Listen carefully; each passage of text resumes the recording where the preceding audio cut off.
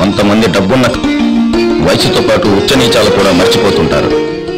అలాంటి వారిలో ఒకడు ఈ మన్మథరావు. లక్ష్మీ పూజకం కానీ అతని ఆరాటం పట్టించుకునే ఆ పూజారి తీర్థ ప్రసాదాలంటూ మన్మథరావుని విసిగిస్తుంటాడు. పైగా తిరుమల ప్రసాదం లడ్డూ గురించి విచిత్రంగా వివరాలిస్తూ ఉంటాడు.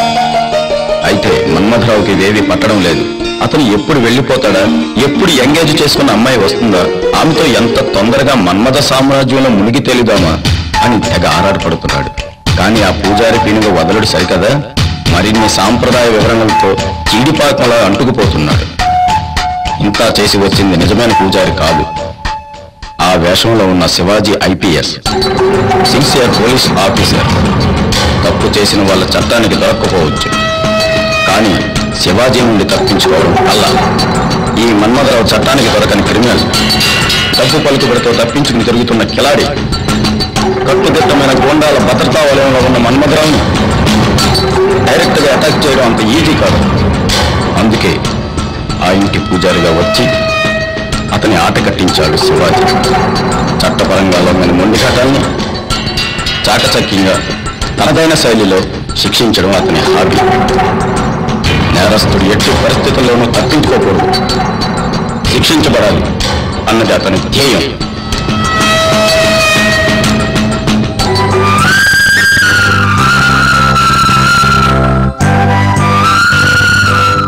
ఈయన ఒక సిన్సియర్ పోలీస్ ఆఫీసర్, వృత్తిపరంగా వెరీ సిన్సియర్. ఆ సిన్సియారిటీ కారణంగానే సాధారణ కానిస్టేబుల్ స్థాయి నుండి ఆఫీసర్ స్థాయికి ఎదిగాడు. అయితే వ్యక్తిగతంగా కాసంత రసికుడు. అలాగని విచ్చలవిడితనం లేదు.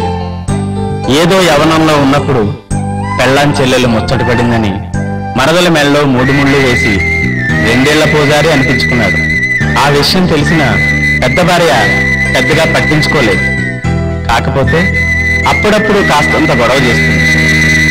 అతను తన పోలీసు ఇజంతో ఆమె నోరు ముగిస్తుంటాడు. ఇది ఎప్పుడూ ఉండే గొడవే.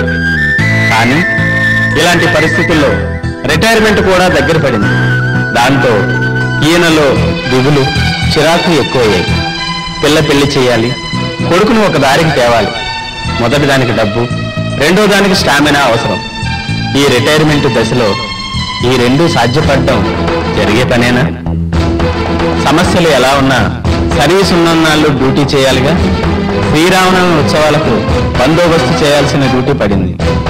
ఆ విషయం పెద్దవారికి చెప్పి ఓ వారం రోజుల పాటు ఇంటికి రావడం కుదరదని జాగ్రత్తలు చెప్పి బయలుదేరాడు.